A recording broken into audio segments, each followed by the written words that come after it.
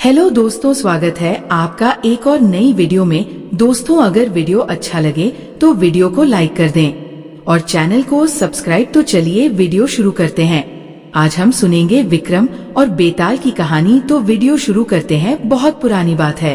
धारा नगरी में गंधर्वसेन नाम का एक राजा राज करते थे। उसके 4 रानियां थीं। उनके 6 लड़के थे जो सबके सब बड़े ही चतुर और बलवान थे।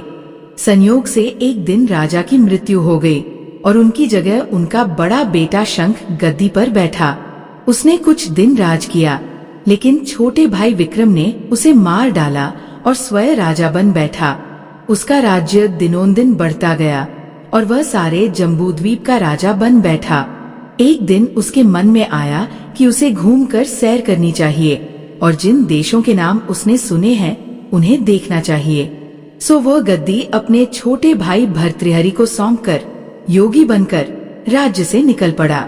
उस नगर में एक ब्राह्मण तपस्या करता था। एक दिन देवता ने प्रसन्न होकर उसे एक फल दिया और कहा कि इसे जो भी खाएगा वो अमर हो जाएगा। ब्राह्मण ने वह फल लाकर अपनी पत्नी को दिया और देवता की बात भी बता दी। ब्राह्मणी बोली, हम अमर होकर क्या करेंगे? हमेशा भीख मांगते रहेंगे, इससे तो मरना ही अच्छा है। तुम इस फल को ले जाकर राजा को दे आओ और बदले में कुछ धन ले आओ। ये सुनकर ब्राह्मण फल लेकर राजा भर्तृहरि के पास गया और सारा हाल कह सुनाया। भर्तृहरि ने फल ले लिया और ब्राह्मण को 1 लाख रुपए देकर विदा कर दिया। भर्तृहरि अपनी एक रानी को बहुत चाहता था। उसने महल में जाकर वह फल उसी को दे दिया।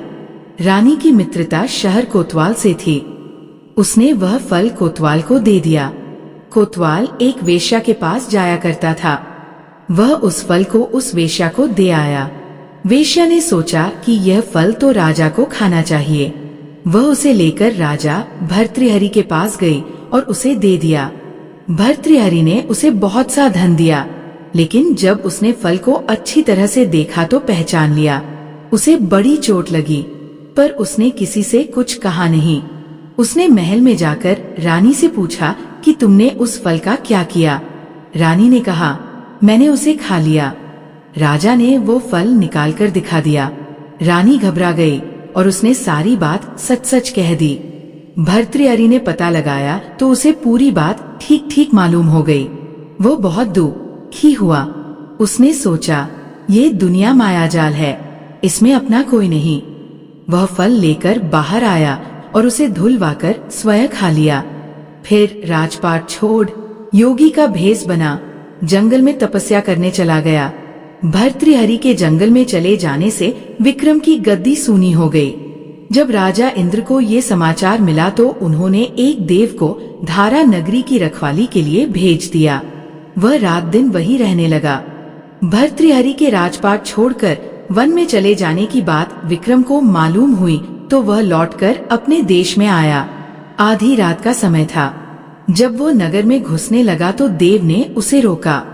राजा ने कहा, मैं विक्रम हूँ, ये मेरा राज है, तुम रोकने वाले कौन होते? देव बोला, मुझे राजा इंद्र ने इस नगर की चौकसी के लिए भेजा है। तुम सच्चे राजा विक्रम हो तो आओ, पहले मुझसे लड़ो। दोनों में लड़ाई हुई। राजा ने जरा सी देर में देव को पछाड़ दिया।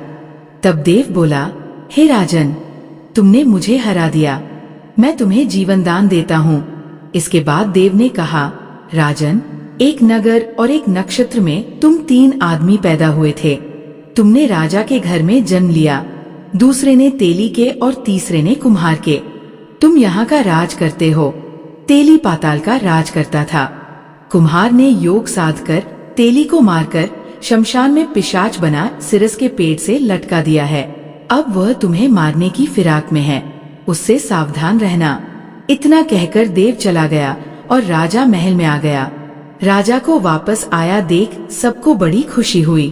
नगर में आनंद मनाया गया। राजा फिर राज करने लगा। एक दिन की बात है कि शांतिशील नाम का एक योगी राजा के पास दरबार में आया और उसे एक फल देकर चला गया। राजा को आशंका हुई कि देव ने जिस आदमी को बताया था कहीं ये वही तो नहीं है।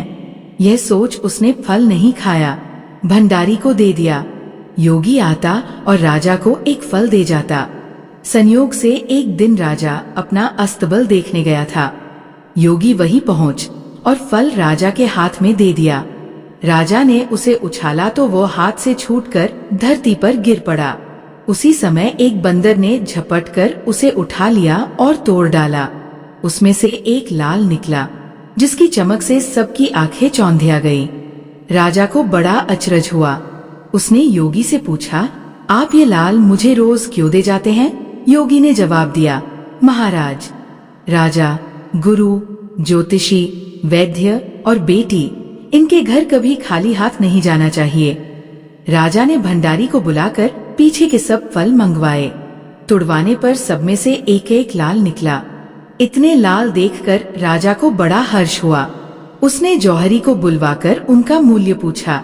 जौहरी बोला, महाराज, ये लाल इतने कीमती हैं कि इनका मोल करोड़ों रुपयों में भी नहीं आंका जा सकता। एक एक लाल एक एक राज्य के बराबर है। ये सुनकर राजा योगी का हाथ पकड़कर गद्दी पर ले गया। बोला, योगीराज, आप सुनी हुई बुरी बातें दूसरों के सामने नहीं कही जाती। राजा उसे अकेले में ले गया। वहां जाकर योगी ने कहा, महाराज, बात यह है कि गोदावरी नदी के किनारे मसान में मैं एक मंत्र सिद्ध कर रहा हूँ। उसके सिद्ध हो जाने पर मेरा मनोरथ पूरा हो जाएगा।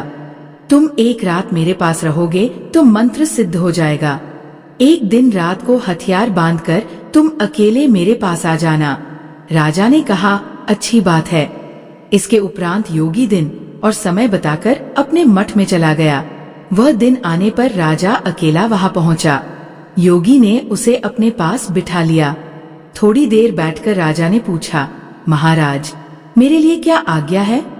योगी ने कहा, राजन, यहाँ से दक्षिण दिशा में 2 कोस की दूरी पर मसान में एक सिरस के पेड़ पर एक मुर्दा लटका है। उसे मेरे पास ले आओ, तब तक मैं यहाँ पूजा करता हूँ। ये सुनकर राजा वहां से चल दिया। बड़ी भयंकर रात थी। चारों ओर अंधेरा फैला था। पानी बरस रहा था। भूत प्रेत शोर मचा रहे थे। सांप आकर पैरों में लिपटते थे। लेकिन राजा हिम्मत से आगे बढ़ता गया। जब वह मसान में पहुंचा तो देखता क्या है कि शेर दहाड़ रहे हैं, हाथी चिंघार रहे हैं, भूत प्रेत आदमियों को मार रहे हैं। राजा बेधड़क चलता गया और सिरस के पेड़ के पास पहुंच गया। पेड़ जड़ से फुनगी तक आग से दहक रहा था। राजा ने सोचा, हो ये वही योगी है जिसकी बात देव ने बताई थी। पेड़ पर रस्सी से बंधा मुर्दा लटक रहा था। राजा पेड़ पर चढ़ गया और तलवार से रस्सी काट दी। मुर्दा नीचे गिर पड़ा और दहाड़ मार मार कर रोने लगा। राजा ने नीचे आकर पूछा, तू कौन है? राजा का इतना कहना था कि वह मुर्दा खिलखी कर हंस पड़ा। राजा को बड़ा अचरज हुआ। तभी वह मुर्दा फिर पेड़ पर जा लटका। राजा फिर चढ़कर ऊपर गया और रस्सी काट मुर्दे का बगल में दबा नीचे आया। बोला, बता, तू कौन है? मुर्दा चुप रहा। तब राजा ने उसे एक चादर में बांधा और योगी के पास ले चला। रास्ते में वह मुर्दा बोला, मैं बेताल हूँ। तू कौन है और मुझे कहाँ ले जा रहा है? राजा ने कहा, मेरा नाम विक्रम है। मैं धारा नगरी का राजा हूँ। मैं तुझे योगी के पास ले जा रहा हूँ। बेताल बोला, मैं एक शर्त पर चलूंगा। अगर तू रास्ते में बोलेगा तो मैं लौटकर पेड़ पर जा लटकूंगा। राजा ने उसकी बात मान ली। फिर बेताल बोला, पंडित, चतुर और ज्ञानी, इनके दिन अच्छी अच्छी बातों में बीतते हैं, जबकि मूर्खों के दिन कलह और नींद में। अच्छा होगा कि हमारी राह भली बातों की चर्चा में बीत जाए। मैं तुझे एक कहानी सुनाता हूँ, ले सुन।